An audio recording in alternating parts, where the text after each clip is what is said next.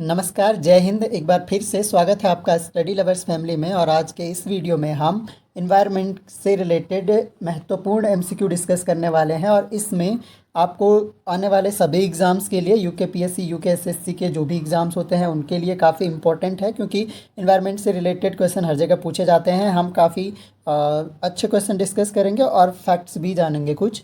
और इसके अलावा अगर आप टेट की तैयारी कर रहे हैं, यू टेट सी टेट, तो वहाँ पर इन्वायरमेंट साइंस का एक प्रॉपर पोर्शन आता है, तो उसके लिए भी काफ़ी हेल्पफुल ये वीडियो होने वाला है। तो ज़्यादा देर ना करते हुए शुरू कर लेते हैं हम। पहला प्रश्न हमारे पास आज का, जल में जीवों को जीवित रहने के लिए बीओडी कितना होना चाहिए। तो बीओडी जो होता है, इसका फुल फॉर्म आप ध्यान रख सकते हैं। इसका फुल फॉर्म होता है biological oxygen demand. Biological oxygen demand इसका फुल फॉर्म है, तो ये आपको ध्यान रखना है। बायोलॉजिकल ऑक्सीजन डिमांड इसका फुल फॉर्म है, ये याद रखना है। और थोड़ा सा कॉन्सेप्ट हम समझ लेते हैं कि बायोलॉजिकल ऑक्सीजन डिमांड क्या है। तो आप इसको जैव ऑक्सीजन मांग या जैव रासायनिक ऑक्सीजन मांग भी बोल सकते हैं। ये पानी में कार्बनिक पदार्थों के अपघटन के लिए सूक्ष्म जीवों द्वारा उपयोग की जाने वाली घुलनशील ऑक्सीजन की मात्रा होती है। इसे बायोलॉजिकल ऑक्सीजन डिमांड कहते हैं। अब अगर देखें यहाँ पर, तो अगर निम्न बीओडी है, यानी निम्न बायोलॉजिकल ऑक्सीजन डिमांड अच्छी गुणवत्ता वाले पानी का संकेतक होता है, एक संकेतक होता है। और अगर उच्च बीओडी है, उच्च बीओडी क्या दिखाता है कि पानी प्रदूषित पानी को दर्शाता है। यानी बीओडी अच्छी होने पर, यानी कम बीओडी होगी तो पानी की गुणवत्ता अच्छी है, और ज़्यादा बीओडी होगी तो प्रदूषित पानी है। ध्वनि की तीव्रता कैसे मापी जाती है। तो ध्वनि की तीव्रता किस में मापते हैं, हम डेसिबल में मापते हैं, तो ये आपको ध्यान रखना है। इटाई रोग किसके कारण होता है। तो हम बहुत कम टाइम में 75 प्लस एमसीक्यू डिस्कस करेंगे, बहुत हेल्पफुल आपके लिए होगा। और याद करने के लिए या फिर आपको रिपीट करने के लिए, रिवीजन करने के लिए, ये पीडीएफ आपको टेलीग्राम में मिल जाएगा, डिस्क्रिप्शन में लिंक मिल जाता है, टेलीग्राम ज्वाइन कर लीजिएगा। तो इटाई रोग जो है कैडमियम की कमी से होता है। अगला जो है हमारे पास, धान के खेतों में कौन सी गैस उत्सर्जित होती है। तो धान के खेतों में मीथेन गैस उत्सर्जित होती है। इसका अगर फार्मूला पूछा जाए तो CH4 इसका फार्मूला होता है मीथेन का। और धान के खेतों में मीथेन गैस उत्सर्जित होती है। प्रोजेक्ट एलिफेंट कब शुरू हुआ। तो पर्यावरण संरक्षण से रिलेटेड जो भी अधिनियम, एक्ट्स हैं, प्रोजेक्ट हैं, उनसे रिलेटेड क्वेश्चन आपको ज़रूर मिलेंगे। तो 1992 में प्रोजेक्ट एलिफेंट की शुरुआत हुई थी।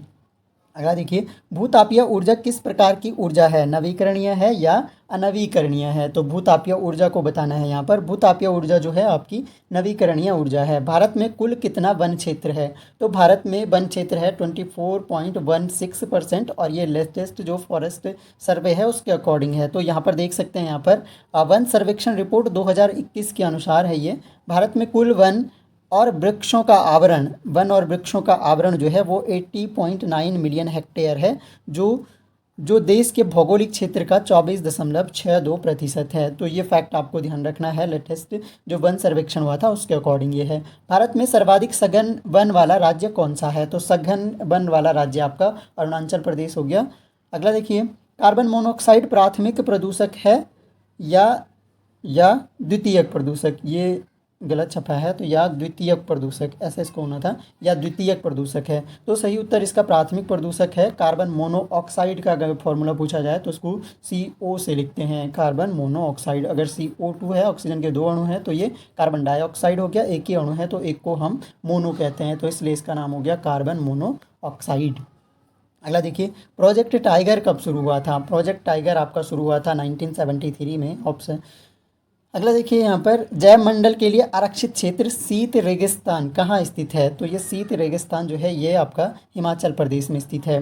भारत के प्रमुख हॉटस्पॉट क्षेत्रों के नाम क्या हैं। तो पश्चिमी घाट है और पूर्वी हिमालय है। यानी नॉर्थ ईस्ट जो हिमालय है वो एक तरह से क्या है, आपका हॉटस्पॉट क्षेत्र है। हॉटस्पॉट वह क्षेत्र होता है जहाँ पर काफ़ी सघन वनस्पतियाँ देखने को मिलती हैं, तो ऐसे क्षेत्रों को हॉटस्पॉट कहा जाता है। तो पश्चिमी घाट हमारे सबसे जो हॉटस्पॉट हैं, और उत्तर पूर्वी जो हिमालय है, पूर्वी हिमालय बोल सकते हैं, नॉर्थ ईस्ट हिमालय, तो वो है। और इसके अलावा सुंडालैंड का कुछ पार्ट जो है ये भी हॉटस्पॉट का क्षेत्र है। तो ये आपको ध्यान रखने हैं। भारत के प्रमुख हॉटस्पॉट मेन वैसे 2 ही हैं। अगला देखिए, 2,4-D क्या है। तो ये 2,4-D है। 2,4-D क्या है इनमें से। तो 2,4-D जो आपका एक खरपतवार नाशी होता है, यह एक दवा है जो कि हम फसलों के बीच में डालते हैं, तो उसमें क्या होता है, उसमें खरपतवार नहीं उगते हैं या उगे हुए ख़त्म हो जाते हैं। ह्यूमेलिन क्या है। ह्यूमेलिन मानव जनित प्रदूषण होता है, ह्यूमेलिन। स्पेस डिब्री से आप क्या समझते हैं? अब ये काफ़ी इंपॉर्टेंट है। स्पेस डिब्री का मतलब होता है अंतरिक्ष मलबा, यानी अंतरिक्ष में जो मलबा, जो हम अंतरिक्ष में सैटेलाइट भेजते हैं या फिर कोई उपग्रह भेजते हैं और जब वो काम करना बंद कर देता है तो वो वहाँ पर डेड हो जाता है, तो उसके मलबे को ही अंतरिक्ष डिब्री कहते हैं। तो अंतरिक्ष कबाड़ कह सकते हैं, प्रदूषण कह सकते हैं, अपशिष्ट कचरा, अंतरिक्ष कचरा या ब्रह्मांडीय मलबे के रूप में भी जाना जाता है। और ये निष्क्रिय मानव निर्मित वस्तुएं हैं अंतरिक्ष में, मुख्य रूप से पृथ्वी की कक्षा में, जो अब काम नहीं करती हैं, तो इसे कहते हैं स्पेस डिब्री। अगला देखिए, तो आंसर हमारा अंतरिक्ष में कूड़ा करकट हो गया। कृत्रिम वर्षा कराने में कौन से तत्व शामिल हैं? तो कृत्रिम वर्षा कराने में एजी और आई जो तत्व हैं ये शामिल होते हैं। अम्ल वर्षा कराने के लिए कौन से तत्व शामिल हैं? तो सोडियम और सल्फर के डाई और ट्राईऑक्साइड, यानी सोडियम के और अगर सल्फर के डाई और ट्राईऑक्साइड का प्रयोग करेंगे तो वो क्या करेंगे, अम्ल वर्षा करवाने के लिए उत्तरदायी होते हैं। तो अगला प्रश्न हम देखते हैं, अम्ल वर्षा किस प्रकार का प्रदूषण है? तो अम्ल वर्षा क्या है? एक तरह का वायु प्रदूषण है। एसिड रेन जो होता है, अब इसको आप वाटर पोल्यूशन नहीं बोलेंगे, रेन सुन के नहीं बोलेंगे, ये क्या है? एक तरह का वायु प्रदूषण है। इकोसिस्टम तथा इकोलॉजी शब्द किसने दिया? तो ये दिए थे ओस्लो ने। और अगला देखिए, ओजोन दिवस कब मनाया जाता है? तो 16 सितंबर को ओजोन दिवस मनाया जाता है। और जैव विविधता दिवस यहाँ पर देखना है, जैव विविधता दिवस आपका 22 मई को मनाया जाता है। अगला देखिए, विश्व जल दिवस, जल दिवस हो गया आपका 22 मार्च को। और पर्यावरण दिवस कब मनाया जाता है? तो पर्यावरण दिवस आपका 5 जून को मनाया जाता है। विश्व खाद्य दिवस कब मनाया जाता है? खाद्य दिवस आपका 16 अक्टूबर हो गया। 16 सितंबर को हो गया ओजोन दिवस और 16 अक्टूबर को हो गया विश्व खाद्य दिवस। भारत सरकार ने किस जीव को राष्ट्रीय जलीय जीव घोषित किया है? तो डॉल्फिन को भारत सरकार ने राष्ट्रीय जलीय जीव घोषित किया है। कौन सी गैस रक्त हीमोग्लोबिन के परिवहन को बाधित करती है? कौन सी गैस है जो हीमोग्लोबिन के ये रक्त होगा, रक्त में जो हीमोग्लोबिन होता है उसके परिवहन को बाधित करती है? CO।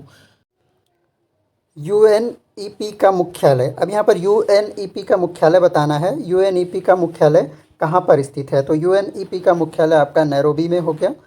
अगला देखिए, ब्लू बेबी सिंड्रोम जल में किस तत्व की अधिकता के कारण होता है? ब्लू बेबी सिंड्रोम होता है आपका नाइट्रोजन की अधिकता के कारण। अगर आपका नाइट्रोजन की अधिकता हो जाती है पानी में तो क्या हो जाता है? ब्लू बेबी सिंड्रोम हो जाता है। मौसम संबंधी घटनाएं, बादलों का फटना, वर्षा, बिजली चमकना, हवाओं का चलना किस मंडल में होता है? तो ये सारी घटनाएं जो आपकी क्षोभ मंडल में होती हैं, जो कि सबसे निचला मंडल होता है।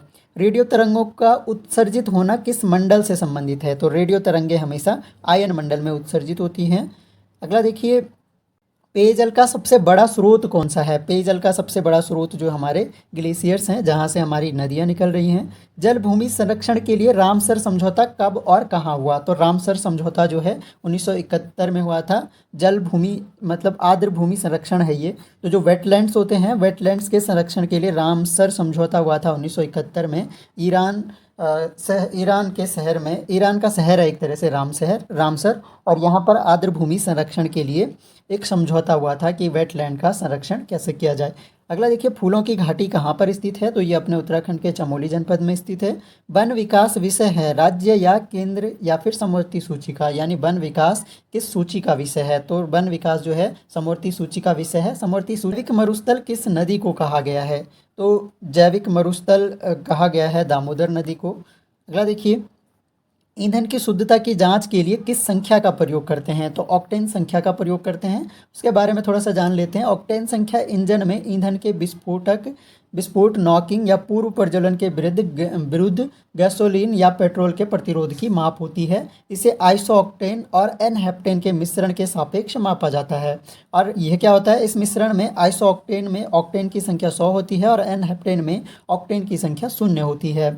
अधिकतम ऑक्टेन वाले, अगर किसी ईंधन का ऑक्टेन नंबर ज़्यादा आता है तो उसमें उच्चतम दहन दाब और ऊष्मा के तहत स्व प्रज्वलन के लिए अधिकतम प्रतिरोध होता है। अगला देखिए, वन्य जीव संरक्षण अधिनियम कब बनाया गया? तो ये 1972 में बनाया गया था, वन्य जीव संरक्षण अधिनियम। पर्यावरण संरक्षण कानून कब बनाया गया? पर्यावरण संरक्षण कानून आपका 1986 का और अगला देखिए, वायु प्रदूषण संबंधित कानून तो 1981 का हो गया वायु प्रदूषण संबंधित कानून, और वन संरक्षण अधिनियम हो गया 1980 का। तो ये सारे आपको ध्यान रखने हैं। वन संरक्षण हो गया 1980, वायु प्रदूषण 1981 का हो गया, पर्यावरण संरक्षण आपका 86 का हो गया, और वन्य जीव संरक्षण अधिनियम आपका 1972 का हो गया। ओजोन परत की मोटाई किस यूनिट द्वारा मापी जाती है? तो ये डॉप्सन यूनिट द्वारा मापी जाती है ओजोन परत की मोटाई। कलिंग पुरस्कार किस क्षेत्र में दिया जाता है? कलिंग पुरस्कार आपका पर्यावरण संरक्षण के क्षेत्र में दिया जाता है। ज्वारीय ऊर्जा के लिए सर्वोत्तम राज्य कौन सा है? तो गुजरात राज्य ज्वारीय ऊर्जा के लिए सर्वोत्तम है। भारतीय वन प्रबंधन संस्थान IIFM कहाँ पर स्थित है? तो वन प्रबंधन संस्थान आपका भोपाल MP में है। अगला देखिए, नीरी संस्थान कहाँ स्थित है? तो नीरी आपका नागपुर में है, ये आपको याद रखना है। भारतीय वन अनुसंधान संस्थान FSI कहाँ स्थित है? तो ये स्थित है आपका देहरादून में। FRI होगा ये, forest research institute. Bharat stage क्या है? भारत स्टेज पर्यावरण प्रदूषण का एक मानक है। गिद्धों को किस रसायन से खतरा उत्पन्न हुआ? डिक्लोफिनॉल जो है, इसके कारण गिद्धों को खतरा उत्पन्न हुआ। विश्व में सर्वाधिक तटरेखा वाला देश कौन सा है? तो कनाडा जो है वो सर्वाधिक तटरेखा वाला देश हो गया। ओजोन परत में सर्वाधिक क्षेत्र कहाँ है? तो ध्रुवों पर जो है ओजोन परत में सर्वाधिक क्षेत्र पाया जाता है।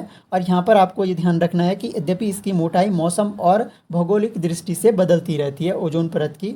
ओजोन की परत की खोज 1913 में फ्रांस के भौतिकविदों फैब्री चार्ल्स हैं ये, और हेनरी बुशॉन ने की थी। तो इन दोनों का नाम आपको ध्यान रखना है, क्वेश्चन बन सकता है कि ओजोन परत की खोज किसके द्वारा की गई।